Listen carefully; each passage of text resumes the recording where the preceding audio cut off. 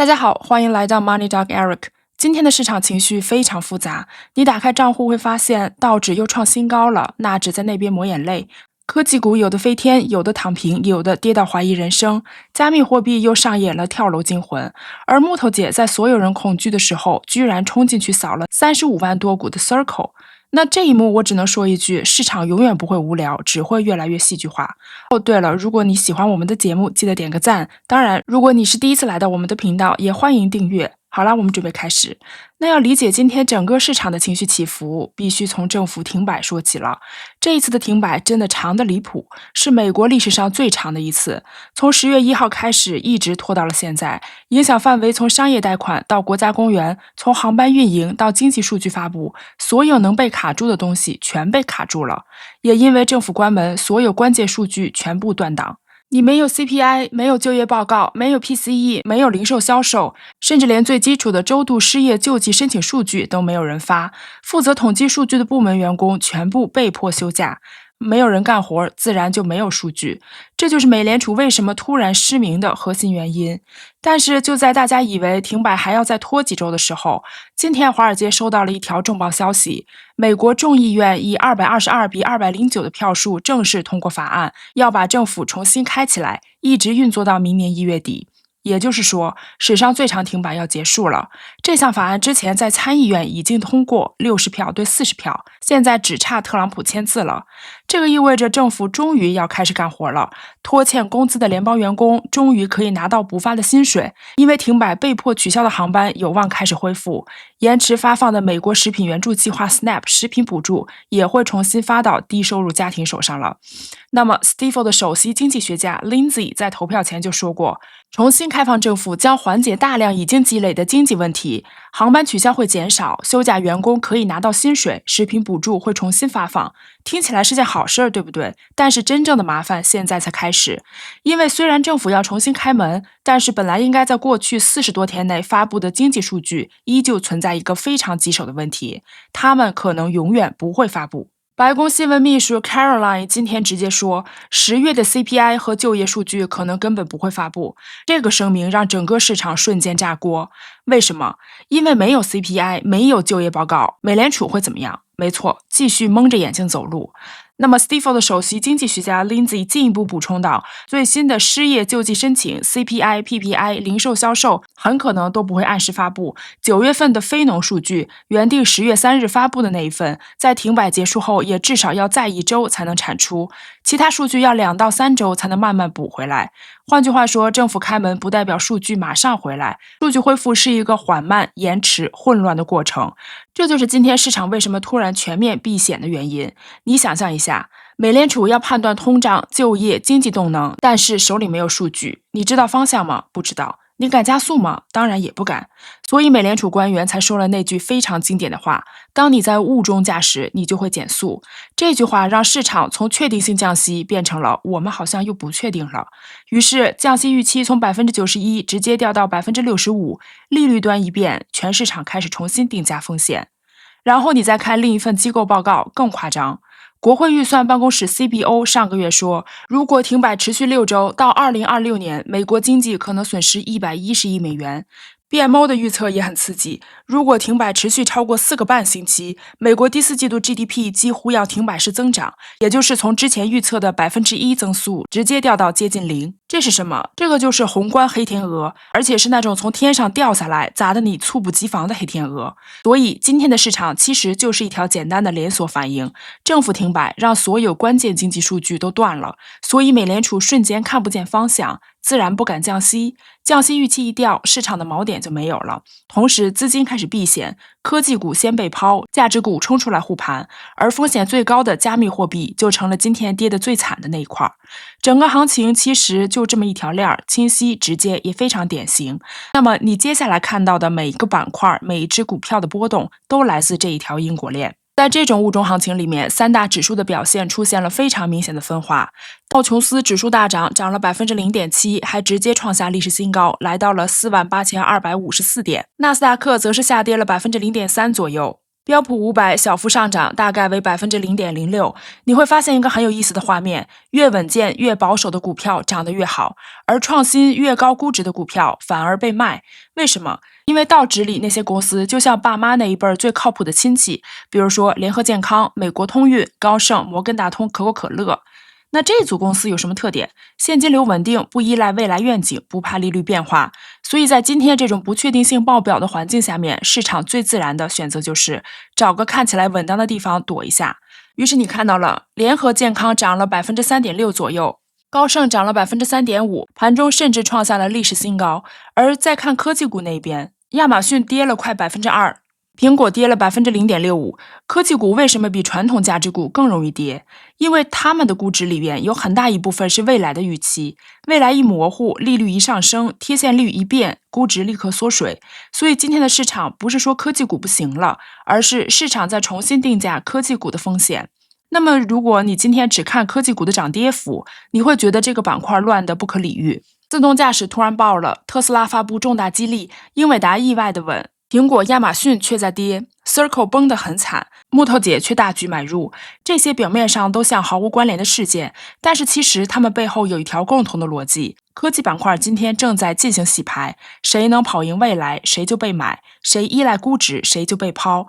那么我们先从最重磅的新闻讲起。Waymo 今天做了一件行业级的超级大事，它正式开放了高速公路无人出租车服务，涵盖范围包括旧金山到圣何塞的整条高速路、洛杉矶主要高速区段、凤凰城的高速圈，未来还将扩大到奥斯汀和亚特兰大。这个代表什么？代表自动驾驶不再是在城市里绕圈圈，而是迈入了真正的长距离交通商业化的大规模运营。这一点太重要了，因为自动驾驶最难的不是城区，而是高速。那么高速意味着车速快，反应时间短，环境变化快，对算法的要求更高，对感知和硬件都是极限挑战。Waymo 今天宣布突破，其实是在说一句很硬的话。真正难的部分我们做到了。那么谷歌母公司 Alphabet 今天虽然没有涨，但是这件事情对整个行业意义重大。那我们再来看特斯拉的1万亿美元的激励方案。那么我们认为这是这家公司近2年来最重要的文件之一。马斯克这一套1万亿美元的激励方案，说白了就是给未来10年的特斯拉画出一个最清晰的技术进化路线图。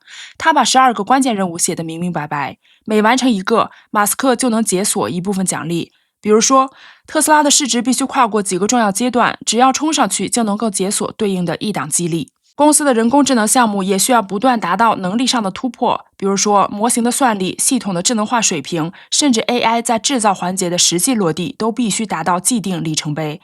那么人形机器人 Optimus 呢，更是被明确要求要实现真正的规模化量产，不是展示，不是样机，而是能大批量下线，能进入工厂，能执行任务。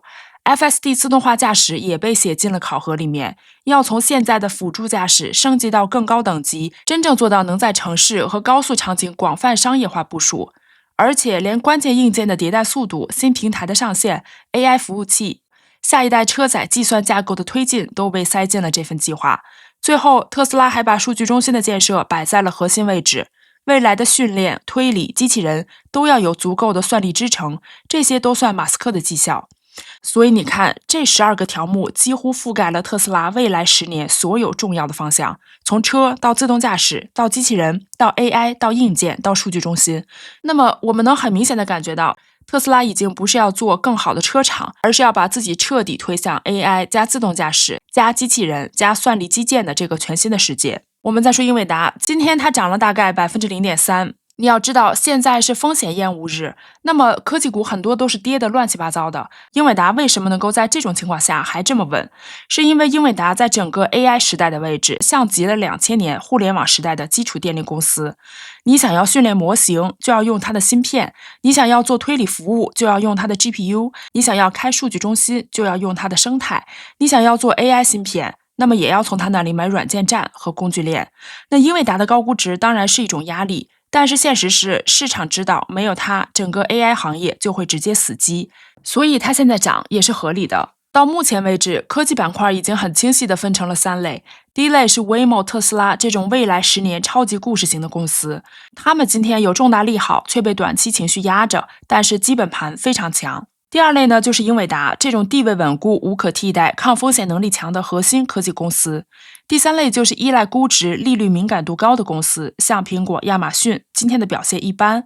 然而，科技板块真正最戏剧性的部分还没有说，我们就要进入今天的主菜。木头姐为什么在所有人都恐慌的时候逆势买入了35万股的 Circle？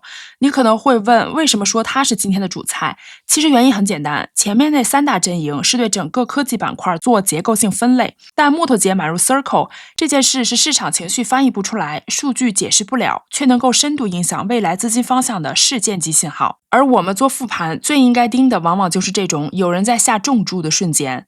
那么他的这个动作呢，引爆了整个科技界和加密圈的讨论。为什么？因为木头姐买入的风格有两个特点，第一就是他从来不随大流，第二就是他从来不在市场亢奋的时候买，他几乎每次都在恐慌的时候会重锤。而 Circle 今天发生了什么？跌了 12%， 是整个科技板块最惨的之一。那为什么木头姐在别人逃命的时候她冲了进去？我们来看一下，第一个是因为Circle 今天确实跌惨了，但是你翻一翻它的财报，你就会发现一件很荒谬的事情，它没有坏消息，全都是好消息。比如说收入增长 66%， EPS 达到 0.64， 而市场预期只有 0.2， USDC 的流通量增加到了737亿美元，创历史新高，市占率持续提升，合规优势越来越明显。那这是同类公司里最强的财报之一。为什么股价会暴跌？因为今天是风险避险日，市场根本不看基本面，只看情绪。同时呢 Circle 有两个短期压力，第一个就是它全年成本被上调了，从 4.75 亿提高到了最高的 5.1 亿。第二个就是它最早可能在本周五出现的内部股东解禁，市场担心有人会提前卖股。那这些短期因素一叠加，加上加密市场整体暴跌， Circle 就被一刀砍成了市场最惨的一角。但是这是否代表它不行？其实完全不是。这就是木头姐的第一个判断，市场情绪在错杀一家长期价值强、短期被误解的公司。第二个角度就是木头姐对稳定币赛道的长期巨大压注。那 The Flood 相关报道里面指出，到2035年，全球稳定币市场可能达到4万亿美元。4万亿是什么概念？就是2个 Meta 的市值，半个美国财政赤字，或者是几乎是银行跨境汇款市场的一半。那问题来了，如果稳定币要成为全球跨境支付和清算的新基础设施，谁会是最大的受益者？答案只有2个，一个是 USDC Circle， 另一个就是 USDT Tether。但是 USDT 的监管问题一直很敏感，而 Circle 的 USDC 则是监管认可度最高、合规程度最深、美国机构最喜欢的稳定币。所以木头姐看到的是一个超级长期的故事。如果未来的货币数字化真的到来，那么 Circle 很可能成为下一代的 Visa 加 PayPal 加 Swift。你想想看，一个今天市值才几十亿的公司，未来可能直接承接整个数字货币时代的基础设施。那木头姐买它是理所当然的。然后我们再回头看一下木头姐过往的投资逻辑，比如说在特斯拉被做空最狠的时候，她大幅加仓； Coinbase 被认为是加密泡沫的时候，她几乎买成了主要股东。那 Zoom 被唱衰的时候，她继续持有。AI 初期被怀疑是噱头的时候，他重仓 AI 概念股。那今天 Circle 跌得这么惨，他不只是买一点点试探性仓位，而是一次性扫了35万多股。他就是用真金白银在告诉市场，你们都在怕，但是我不怕。从 Circle 的暴跌，我们顺着这一条链就能理解为什么今天整个加密圈都集体跳水。